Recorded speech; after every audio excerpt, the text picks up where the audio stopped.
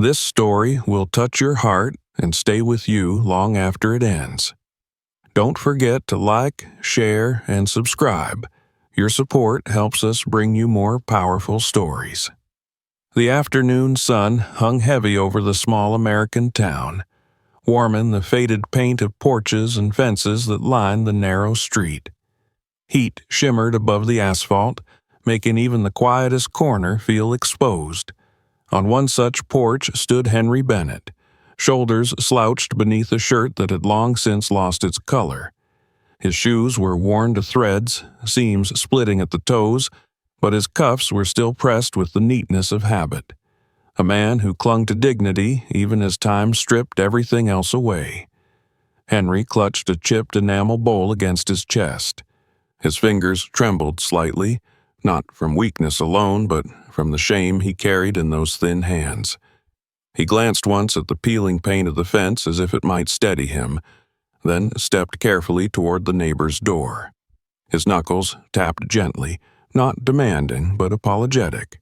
From inside, the scent of onions and oil drifted into the yard. For a moment, Henry considered turning back, swallowing the hunger in silence. But the hunger had grown louder with each passing day, and today he could not ignore it. "If there's anything left," he said softly when the door creaked open, "just a spoon or two." Mrs. Dorsey, a middle-aged woman with tired eyes, looked at him. She did not sneer, but her lips pressed thin. She disappeared into her kitchen and returned moments later with a small ladle of stew. She poured it into the bowl, careful not to spill. Henry nodded, mouth moving as though to thank her, but the words stuck in his throat. Across the street, two men lingered behind a hedge, their voices low but not low enough. "Bennett again," one said. "Yeah, and ain't his boy the big shot now? Rich, billionaire, never around, though." "You know how that goes," Henry pretended not to hear. He cradled the bowl with both hands as though it were treasure. He tried to stand straighter, though his back ached from the effort. The sound of tires rolling over gravel broke the hush of the street. A sleek black sedan pulled up quietly, its polished paint gleaming under the sun. The car door opened, and from the cool interior stepped a man whose face was known across America. Andrew Hale, billionaire, entrepreneur, the polished figure of success, featured in magazines, celebrated on conference stages, stood still at the curb. The air-conditioned chill slipped from the car like a ghost, vanishing into the heavy summer air. Andrew set his hand on the roof of the sedan, grounding himself, and stared across the fence. His eyes locked on Henry. At first, he did not move. His breath caught as the image before him settled into place, the man who had raised him, the man who once starved so that Andrew could eat, now begging neighbors for scraps. For a moment, Andrew could not breathe, could not speak. His chest tightened with memories he had worked years to bury under boardrooms, contracts, and power. Mrs. Dorsey noticed him first. Her gaze flicked to the luxury car, then to the figure in the suit. Her chin lifted slightly, a mix of wariness and recognition. "You looking for someone, sir?" she asked, voice hesitant. Andrew opened his mouth, but no words came. He simply shook his head, eyes fixed on Henry. His jaw clenched, then loosened, then clenched again. Every micro-expression betrayed the storm inside him. He took one step forward, then another, like moving through water too thick to wade. Henry had not seen him yet. He was still bowing his head to Mrs. Dorsey, thanking her for the food. He shifted the bowl carefully to keep the stew from spilling. Sunlight caught the wrinkles around his eyes, deepening them into canyons carved by years of work and sacrifice. Andrew stopped at the fence. His eyes swept over the details, the split shoes, the ironed cuffs, the trembling hands. He noticed the effort behind that neatness. He noticed the fragility behind the pride. Something broke inside him, something he had kept quiet for too long. Henry finally turned, and his gaze landed on the man standing by the gate. For a moment, confusion passed across his face, then recognition hit, and he froze.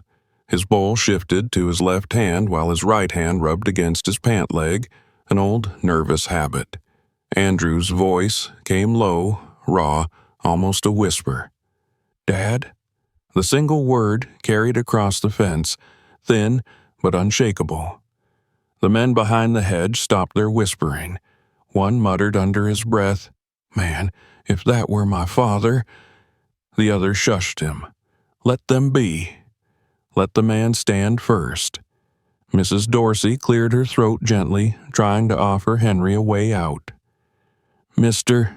Bennett, you take that inside now, before it gets cold." Henry nodded politely, though his eyes never left Andrew. His lips twitched as though forming a smile, the polite kind a man gives when he isn't sure what else to do. "Afternoon," he said softly, voice steadying itself with effort. Andrew did not rush. He wasn't here to make a scene, to prove anything with money or appearances. He simply reached for the latch on the fence. The old metal clicked tiredly under his hand. Gravel shifted under his polished shoes as he stepped onto the path, crossing the years that had grown between them. He did not try to take the bowl. He did not speak of promises yet. He only stopped an arm's length away, eyes bright with unspoken grief. The wind lifted gently, tugging at Henry's shirt, carrying with it the smell of stew and road dust. For a moment, the street held its breath. And in that silence, father and son stood face to face again, not as billionaire and beggar, not as figurehead and forgotten man, but as the boy who had once been carried on a strong back and the father who had sacrificed everything to keep him there. The scene was fragile, almost sacred. No one moved. Not even the gossipers behind the hedge dared to speak. Andrew exhaled slowly, as though breathing for the first time in years, and, without another word, he followed his father toward the door. The door sighed on its hinges as Henry Bennett pushed it open with his shoulder. He kept the bowl steady, careful not to spill the thin stew Mrs. Dorsey had given him. Andrew Hale stepped in behind him and let the screen door close softly, as if any louder sound might shatter what was left of the room's fragile dignity. Inside, the air was clean but spare, starch and cheap soap. The scent of clothes dried near a window because the dryer had died long ago. Sunlight filtered through hand-stitched curtains, the edges frayed where fingers had tugged them back 1,000 times to check the weather, the street, the hour. A fan in the corner turned on a slow cough, the blades clicking once each rotation as though counting years. Andrew's eyes adjusted. The house seemed smaller than he remembered, not because it had shrunk, but because he had grown away from it, outward into glass towers and carpeted boardrooms where floors never creaked and walls never remembered. Here, every board had a mind. The floor groaned in familiar tones, and Andrew recognized the voice of it, the same one that had rocked him to sleep when he was a boy. Henry set the enamel bowl on the table, a scarred rectangle of wood with a leg that had always needed shims. The shim today was an old catalog folded twice. The table barely wobbled. Henry had a way of making imperfect things work. He pulled a chair back and motioned, a habit of politeness that did not require words. Andrew sat. His palm slid over the tabletop, tracing knife marks, oil stains, the faint circles where cups had cooled. He could not help mapping them, as if each groove was a road back to a night he had forgotten. Along the wall, a sewing machine sat under a cracked plastic cover. The pedal was scuffed gray where a foot had pressed it for hours, for years. Next to it, a tin of needles rattled when the fan's breeze found it, a tiny sound like a jar of coins shaken at the end of a long day. Andrew's throat tightened. The room wasn't a museum of poverty. It was a record of effort. clean dishes drying on a towel, a calendar on a nail with tidy squares of handwriting, doctor, church, a note to call the water company, a single photograph of a younger Andrew in an oversized blazer pinned above a light switch, the paper sun-faded at the edges. He had thought he'd outgrown that blazer in a month. He hadn't realized then that the price of it would sit in Henry's stomach as absence. Outside, voices carried through the thin window glass, softened by distance but still sharp enough to draw blood if you let them. "Bennett should have had an easier life," a man said. "Raised a boy that wasn't even his blood," another answered. "Look where it got him. Boy's a billionaire, cameras everywhere, but not here." Andrew stared at the window, at his own faint reflection framed by lace. He could almost see the headlines that had stolen him away. IPO, acquisition, keynote, award. He had promised to return in the fall, then in the spring, then after the quarter closed. Then he stopped promising and started saying he'd figure something out soon, a phrase so smooth it slid out of his mouth without friction. Henry eased himself into a chair. It was the same chair, Andrew realized, the one with the back slat that had cracked when he was 12 and Henry had braced it with 2 screws and a strip of oak. The mended place was stronger than the rest. Henry picked up a spoon and looked at the stew for a quiet second, the way some people look at a sky heavy with weather. He bowed his head a little. He didn't say grace out loud. He just paused, as if to let thanks pass through him on its way to whatever needed it. The room hummed with reminders. The clock above the stove ticked too loudly. The fan coughed on cue. Somewhere under the sink a pipe tapped irregularly, a shy metronome. Andrew let the sounds move through him until they shook loose the fragments he had kept in storage. He saw Henry at midnight, the sewing lamp turning his face into a study of angles, cheekbone, brow, the bridge of a nose freckled faintly by the sun of a different life. The needle went in and out, a silver flicker that never missed. Henry's foot kept time on the pedal, patient as tide. There was a glass of water on the table where a plate should have been. Andrew, 10, watched from the hallway until his feet went numb on the cold floor. "Back to bed," Henry had said without looking up, kindness without permission for argument. "You got a big day tomorrow." He saw Henry at the kitchen sink, filling a cup and drinking it in slow swallows as if water were a meal. The cupboard held bread going stale. The refrigerator hummed, nearly empty. Henry folded a napkin in half and then in half again and set it on the table in front of Andrew like a small ceremony. "Eat," he had said, his voice steady. "You need it more." The napkin was for Andrew's lip because soup burned when you hurried, and boys always hurried when they were hungry and hopeful. He saw the day the toolbox disappeared, the red one with the sturdy handle and the rattle of sockets inside. Henry had wiped it down with a rag, as if cleaning it for a guest. He brought it to the pawn shop with a quiet nod and left with cash enough to cover exam fees and a bus pass. Andrew had watched from the sidewalk, a mix of relief and anger and a boy's unearned certainty that he could pay it back someday with interest so vast it would make the sacrifice vanish. Sacrifices do not vanish. They become the walls you live inside. The spoon clicked gently against ceramic. Henry took a small sip. He did not look embarrassed, but he did look tired, the kind of tired you learn to wear like a good coat. Andrew went to speak and stopped because the words that came first were wrong. "I'm sorry" felt like a coin tossed toward a debt with no edges. He swallowed and looked down at his hands. They were flawless hands, manicured by a life that did not tear skin or stain nails. He curled them into fists and then flattened them on the table, palms damp. Outside, the hedge ministers continued their sermon. "Think the boy even remembers this street?" "Remembers when he wants to." Bennett should have saved for himself.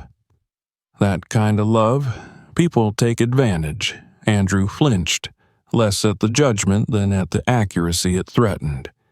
He knew how a mind protects itself. You file away discomfort under later, then misplace the drawer. He had mislaid a decade. Deals had a way of needing you all at once. The human beings you loved needed you slowly, then suddenly. And if you were not careful, you arrived just in time to witness your failure. Henry set the spoon down and turned the bowl a quarter turn. It was an old habit, rotating the bowl so the next bite felt like the first. He glanced at Andrew with a look that said, "You're here." It did not accuse. It did not absolve. It just named the fact. Andrew's chest lifted and stalled. He touched the photograph above the switch with the back of his fingers and felt dust. The blazer. Graduation. He had stood at the mirror and tugged the sleeves, and Henry had said, "You look sharp, son," with eyes so bright they made the room brighter. After the ceremony, Henry had declined cake with a grin. "Too sweet for me," he joked, as if sweetness were a luxury you could turn down. Andrew had believed him. He wanted to believe anything that made their life less expensive than it was. A draft moved the curtain. The lace breathed, then stilled. Andrew sat again and took in the stitching at the hem, where the thread changed color halfway through, white to cream, because a spool had run out and another had to do. His eyes burned. He pressed 2 fingers against them until stars sparked in the dark. He tried for small talk, the refuge of men who are drowning. "The fan still works," he said, and hated himself immediately for the nothingness of it.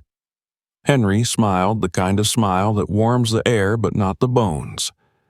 "Most days," he said. The fan clicked as if to agree. Silence deepened. Andrew listened to the clock scold him 1 second at a time. He could feel the house taking his measure like a tailor with a tape, circling the truth of him, deciding where to let out, where to take in. How many times had Henry stood exactly here, hands on this table, balancing the ledger of survival? How many times had Andrew written a different ledger across a city skyline and called it achievement while this one sat unpaid? He remembered the day he'd left for the coast, the bus station smell of diesel and rain, Henry's hand on the back of his neck, steady and strong and unwilling to squeeze. "Go do it," Henry had said. "Don't look back." Andrew had looked back anyway and seen Henry's shoulders, suddenly smaller against the terminal's bright signs. He told himself he would fly home often. He believed it for a while. Then the calendar filled itself and learned to say next time for him. The stew's steam thinned. Henry took another careful sip. He didn't apologize for eating in front of his son. He didn't boast about the day. He let the moment be what it was, 2 people in a room that had carried both of them farther than it should have had to. Andrew breathed in, slow and uneven. The truth gathered in his mouth like a storm he could no longer hold off. He looked at Henry's hands, browned, knuckled, nicked with old work, and then at his own, soft as paper. He remembered the cold nights when Henry had pulled the thin blanket up to Andrew's chin and then gone back to the sewing machine because the hum was warmer than the bed without heat. He remembered the mornings when there was 1 egg and it was on Andrew's plate. He remembered the evenings when Henry laughed at the television without turning up the volume because electricity cost what it cost. Outside, the hedge voices faded, replaced by the squeak of a bicycle chain and a dog's collar clinking against a bowl. Life went on in small sounds. This house had always known how to be quiet in a busy world. Andrew leaned forward. His chair rasped the floor, the same rasp that had once meant homework was starting, or that he had spilled his milk and was racing to fix it before Henry saw. He set his elbows on the table and met Henry's eyes. "I left you here," he said, the words tearing on their way out. "I left you here alone." Henry's face didn't flinch. He did not move to comfort, did not reach for the old assurances that made any burden lighter. He simply listened, which is the first kindness and the hardest. Andrew's voice roughened. You went hungry, so I wouldn't. You sold what you had so I could leave. And when I finally had enough to change everything, He blinked hard. The room blurred. I changed other things. Not this, not what mattered most. A tear slipped free before he could stop it, landing dark on the wood where 1,000 other drops had dried, spilled tea, rain from a storm-soaked sleeve, sweat from a summer of air that didn't move. He did not wipe it away. He let it mark the table the way regret marks a life, plainly, without drama, impossible to ignore if you care to look. From the yard, laughter lifted and wandered off with the breeze, as if even the gossip had grown tired. The fan clicked its measured click. The clock marched on. Andrew bowed his head and spoke more quietly, because some truths deserve a softer key. I left you hungry. The words stayed between them, warm and heavy like a coat finally handed to the person who was cold. Henry's breath eased out, slow. He did not answer, not yet. The house seemed to settle an inch lower, adjusting its weight around the confession as if it had waited years to hold it. Andrew pressed his palms together, not in prayer exactly, but in the shape prayer had taught his body to make when he could no longer lie to himself. The stew cooled on the table. A ribbon of sun moved across the floor toward Andrew's shoes, bright as a promise that had arrived late but still knew the way. He lifted his head. Henry's eyes met his, clear, steady, unafraid. There would be words soon, the kind that separate guilt from responsibility and make room for repair, but not yet. First, there had to be this, room enough for truth to breathe. Outside, someone closed a car door. Inside, the old clock ticked once more. And in that measured silence, Andrew let the weight of his admission rest, finally, where it belonged. The silence in Henry Bennett's kitchen was not the silence of absence. It was heavy, alive, like a stone dropped into deep water. The hum of the fan, the tick of the wall clock, the occasional creak of the wood, each sound wrapped around the moment, refusing to let it drift away. Andrew Hale sat hunched at the old table, his palms pressed flat against the scarred wood, the line of his jaw rigid. His words from a moment ago still hung between them. I left you hungry. He had not spoken them for pity, nor for forgiveness. He had spoken them because they were true, and truth once spoken cannot be recalled. Henry's spoon paused in the bowl, but he did not look shaken. He set it down with deliberate care and leaned back against the worn chair.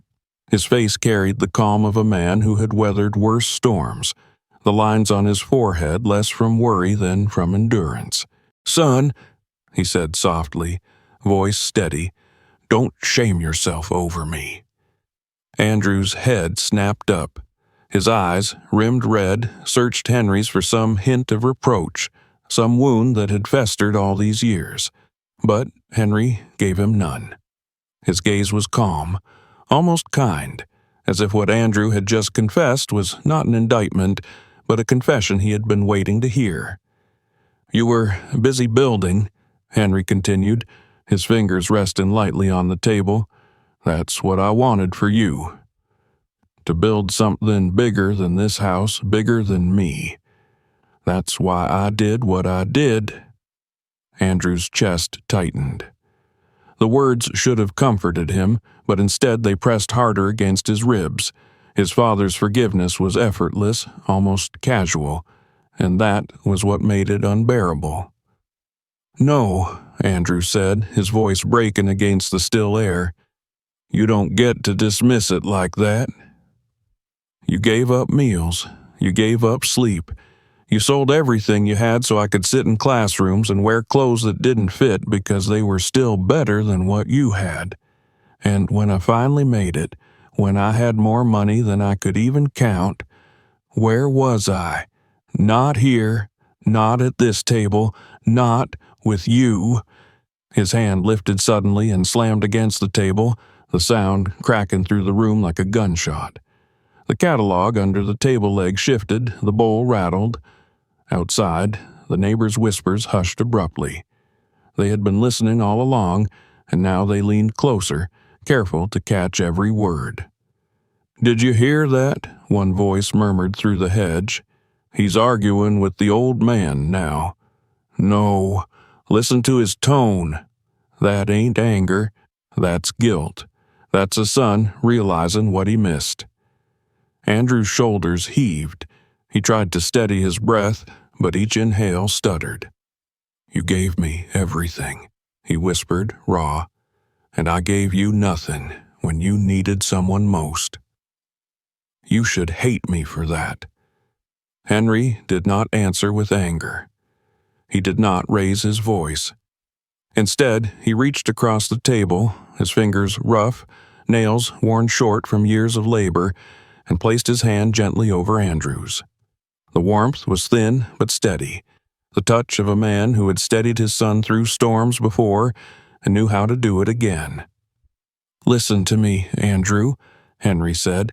"I didn't starve so you could come back years later and cry for me. I did it because love doesn't measure cost. Love gives. That's all it knows how to do." Andrew bent forward, forehead nearly touching Henry's hand. His breath shuddered against his father's skin. The faint scenting of soap lingered there, mixed with the earthy traces of sweat and dust. It was the same smell Andrew had known since boyhood, the smell of safety when the world outside had seemed cruel. Tears slipped down his face unchecked, soaking into the lines of Henry's knuckles. The practiced mask of a billionaire, the straight posture, the polished voice, the invincible air crumbled here, in the small kitchen of the man who had made him. Henry's grip tightened just slightly, enough to remind Andrew of its strength. "You carried the world on your back," he said, "but you were never meant to carry me the same way. I raised you so you could walk free, not so you could live shackled by debt to me." Andrew's breath caught. He wanted to argue, to insist that debt was exactly what he carried, but the words faltered. Because Henry's eyes told him the truth, that what was given had been given freely, without ledger, without expectation. Still, the guilt gnawed. "All those years," Andrew whispered, "I told myself I was too busy. That I'd come when things settled down. But things never settled, and I kept pushing you off the calendar until you disappeared from it altogether. And now I come back, and you're standing on a neighbor's porch asking for scraps. That's what I left you to." Henry sighed. But it was not the sigh of defeat. It was the sound of patience, of understanding. "I asked for food today, yes. But son, I never begged for you. I never needed you to prove my sacrifices were worth it." I already knew. Andrew's head lifted slowly. His eyes shone with fresh tears, but behind them was something new. Clarity. For the first time in years, the fog of achievement thinned, and he saw the truth standing across from him, not in the form of profit margins or accolades, but in the frail, dignified man who had once gone hungry so he never would. Outside, Mrs. Dorsey finally shushed the men by the hedge. "Let them be," she whispered. "This is between a father and his boy." But even she couldn't stop the quiet murmur that followed, a neighbor's soft voice carrying through the stillness. "Look at him. All the money in the world, and he's still just that boy in Henry Bennett's shadow." Her companion nodded.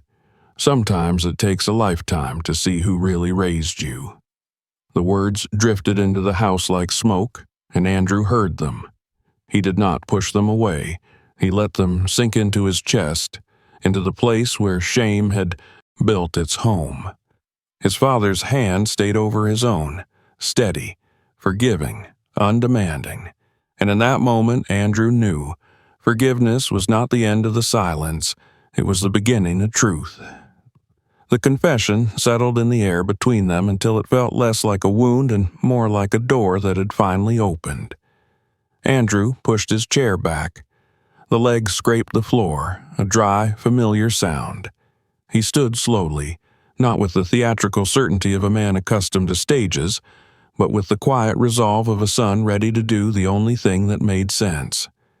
"Come on, Dad," he said, voice even. "Let's go." Henry's eyes searched his, not for permission, not for apology, only for proof. When he found it, he nodded once. He rose carefully, resting one hand on the table for balance. Andrew stepped close, offering an arm without making a show of it, and Henry accepted without pretending he did not need it. They moved through the small house together, past the fan that clicked its measured click, past the curtain whose hem had been mended with 2 different threads, past the photograph above the switch. Andrew did not linger, did not pocket trinkets or fold away history. He understood as he touched the doorframe with his fingertips that what mattered fit between his hand and his father's forearm, in the quiet space where their weight shifted together. The rest could follow later or not at all. The screen door gave a soft, tired clap behind them. Heat stepped forward from the porch as if to greet them. On the sidewalk, the hedge that had whispered all afternoon went still. Mrs. Dorsey stood on her stoop, wiped her hands on a dish towel, and straightened, uncertain whether to say anything. 2 men who had made themselves smaller behind the greenery suddenly had nowhere to hide. They stared and then pretended not to. Andrew and Henry paused at the gate. For a breath, the street listened. In that listening, Andrew felt the same sensation he had felt 1,000 times just before delivering a keynote or closing a deal. The moment lifts, waits to see what shape you will give it. He placed his hand on the latch. "No more scraps," he said, not loud, but in a register that carried. He looked at his father, then returned his gaze to the people who had watched and measured and muttered. "No more quiet suffering. My father is coming home with me." The words had no trumpet. They did not need one. They fit the day exactly. A dog 2 houses down stopped its restless pacing. A child's bike wheel slowed. Mrs. Dorsey lowered the towel an inch and exhaled through her nose with something like relief. One of the men at the hedge swallowed, Adam's apple bobbing, and found that there was nothing left to say. Andrew opened the gate. He did not signal to the chauffeur. He did not snap his fingers or delegate the moment. He took the porch steps with Henry, one at a time, the cadence of care wearing a rhythm all its own. At the curb, the sedan waited, paint throwing back the sun in a soft sheen. Andrew reached for the back door, then thought better of it and opened the front passenger side. He helped Henry in, eased the seat back a notch, settled the belt across his chest with the gentleness of someone learning the contours of a precious thing. The chauffeur rose from his post beside the car, mouth half open to assist, but Andrew caught his eye and shook his head once. "Thank you. Not this time." The man nodded and returned to stillness. Andrew closed the door with a controlled click, circled the hood, and took the driver's seat himself. As the car pulled away, the street did not erupt into applause or commentary. It simply watched them go, as if the block understood it had been witness to something private and public at once. The hedge rustled when the breeze returned. Mrs. Dorsey lifted a hand in a small wave that said more than words. Andrew raised his fingers from the wheel in reply. Henry sat angled toward the glass, the neighborhood sliding past in slow scenes. The mailbox with the dent, the telephone pole with the fading flyer, the grocery on the corner where the owner used to slip an extra apple into a boy's bag when the boy's father wasn't looking. Neither man spoke for several blocks. The quiet was not empty. It was work being done at a level language rarely reaches. Andrew drove with both hands on the wheel, eyes forward, posture attentive.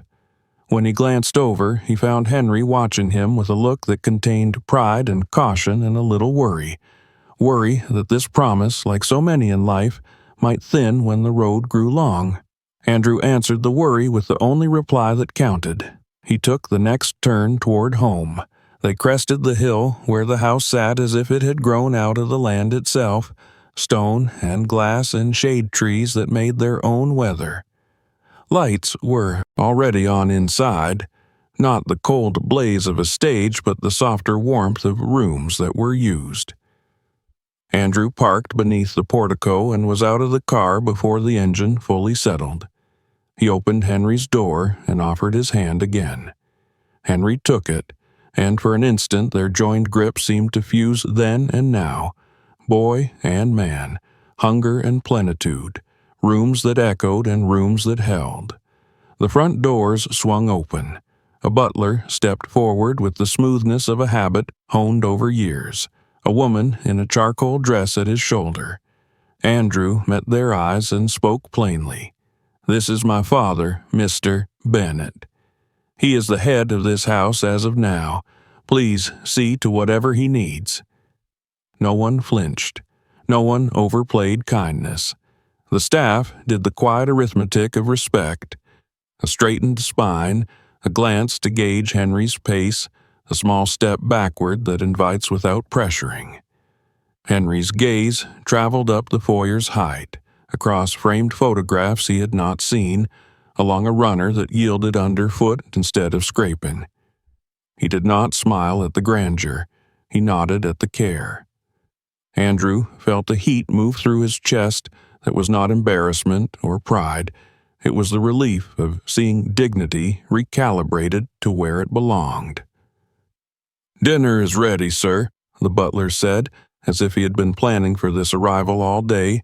"Shall I have it laid in the dining room?" Andrew looked to Henry. "You hungry?" Henry's answer was not a word so much as the easing of his shoulders. "A little," he said. They walked together toward the dining room. The table extended farther than the table in Henry's house could have dreamed. Polished wood reflecting the hush of the room, chairs spaced with room to breathe. Place settings waited as if the house had been holding its breath until the moment was right. Andrew took the chair at the long side, not at the head, and pulled the nearest seat close to it. He moved it with a familiarity that said he intended to keep it there. Henry sat. The chair did not wobble. He placed his palms on either side of the plate, grounding himself. Dishes emerged in a practiced procession, steam rising in delicate ribbons. Not extravagances paraded for display, but a meal composed as if someone had asked, "What comforts a man?" and then listened to the answer. The server set each plate with careful hands and held Henry's gaze long enough to confirm without intruding. No one rushed him. No one tried to turn the moment into theater. Andrew did not pick up his fork at first. He watched as Henry reached for his napkin, shook it open, and laid it across his lap the way he always had. Precise, unhurried, as if everything in life could be improved with one extra second of attention. Henry bowed his head a fraction. He did not speak the words out loud, but the pause itself was a language older than any the room had heard. Andrew, without meaning to, mirrored the gesture. The air changed. It was the same house. It was a different world. "Eat," Andrew said, and then corrected himself softly. "Please." Henry tasted the soup first. He lifted the spoon, blew once, and took a small sip. He closed his eyes for the length of a breath. When he opened them, something quiet in his face had softened. Not amazement, not awe. Recognition. The kind of recognition that says, "This is food. I am allowed to have it. It does not subtract from anyone I love if I do." Andrew's throat worked. He reached for his water, then set the glass down untouched. "If anything's not right, we'll change it," he said. "If this room's too big, we'll eat in the kitchen. If the chair's wrong, we'll find another. Whatever makes you—" Henry held up a hand, palm gentle. "This is fine," he said. "It's more than fine." They ate. Conversation drifted in on small currents. Food, comfort, the practicalities that anchor a life. Andrew kept checking corners of the room with the alertness of a man who wants ambushes not to happen again.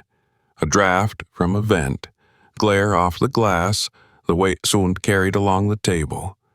When he caught himself, he laughed quietly and shook his head. Henry saw, and a ghost smile touched his mouth, humane and forgiving. From the hallway came the soft scuff of shoes. The butler paused at the threshold. "Would you prefer fewer lights, Mr. Bennett?" he asked. "Or a sweater? There's a chill that comes through when the sun goes down." Henry looked to Andrew. "You hear that?" he said, half to tease, half to marvel. "They ask." Andrew felt the line of his shoulders release another notch. "They ask," he echoed. When the plates were cleared, Andrew stayed seated, elbows lightly on the table, hands folded as if to keep from fidgeting. He had stood in rooms where a sentence could move markets. He had watched applause climb walls like ivy. None of it prepared him for the simple endurance of this, remaining present while a man you loved ate in peace. He found that the work suited him. He gestured toward the far end of the table where the head chair sat beneath a painting. "Tomorrow," he said, "we can try the head if you want. Or we can stick right here. We'll figure it out." Henry glanced down the long board and then back to the inches between them. "Here is good," he said. Andrew nodded. He would remember that. How close was a measurement of care, not grandeur. He took a breath that seemed to reach farther than his lungs and let it out slow. He had made declarations on a porch for a street to hear. He had crossed a town and a threshold. The beginning did not look like a ribbon cut with gold scissors. It looked like two men sitting side by side while the last light of the day stepped carefully across a polished floor. Outside, night organized itself into crickets and distant tires, and the hush that comes when heat finally loosens its grip. Inside, the house learned new habits. The pace of Henry's steps, the cadence of his thanks, the particular way his chair slid back when he stood. By the time they rose from the table, the room seemed already to know them a little better. Andrew offered his arm again. Henry took it. They walked out of the dining room together, not as a display, not as a victory lap, but as a practice they intended to repeat. The staff stepped aside with the small bows people make when they witness something they don't own but are glad to serve. At the foyer, Andrew hesitated, the old instinct to narrate or explain tugging at him. He resisted it. The night did not need speeches. It needed follow-through. He pressed his lips together and nodded once, a promise he felt in his bones rather than heard in his head. Behind them, the dining room rested in order. Cloth smooth, chairs aligned, the table reflecting a clean, quiet sky of ceiling. The beginning had been made, not with thunder. With a seat pulled close, a plate set down without pity, a man called Dad eating without apology. And for the first time in a very long time, the house on the hill felt exactly as large as it ought to be. Not a monument, not a mask, just a home sized to fit two lives side by side. The gala glittered with chandeliers and polished marble, a place designed to impress, to intimidate, to remind every guest of their own place on the ladder of wealth. Laughter rose in calculated bursts from groups of donors in tailored tuxedos and shimmering gowns. The air smelled of champagne and lilies. Waiters glided across the floor with silver trays balanced like trophies. At the center of it all stood Andrew Hale, the billionaire everyone expected to command a room with the ease of a man who could bend markets. But tonight, he was not alone. At his side walked Henry Bennett, stooped, deliberate, dressed in a dark suit that fit him well, though his gait told of years of work and nights without rest. The room quieted as the two entered together, silence spreading like a ripple through still water. Eyes followed them, some curious, some calculating. A few whispered, trying to reconcile the man they had seen on magazine covers with the frail figure by his side. The dissonance was jarring. Andrew, who commanded empires, walking step for step with a man who looked more like a retired factory worker than a guest of honor. When Andrew took the stage, applause began politely, the kind offered out of obligation. But as he reached for the microphone, he did not flash the rehearsed smile of a CEO. He rested a steady hand on his father's shoulder and drew him forward until both were visible under the lights. "I've been called many things in my life," Andrew began, his voice carrying through the hall. Innovator, leader, billionaire. But before any of those names meant anything, I was just a boy raised by this man, Henry Bennett. The words landed hard. A murmur rippled through the crowd. Cameras angled forward. Journalists poised their pens. Andrew continued, his voice tightening but never faltering. "When I was hungry, he gave me food, even if it meant he went without. When I needed books, thank you for watching until the end.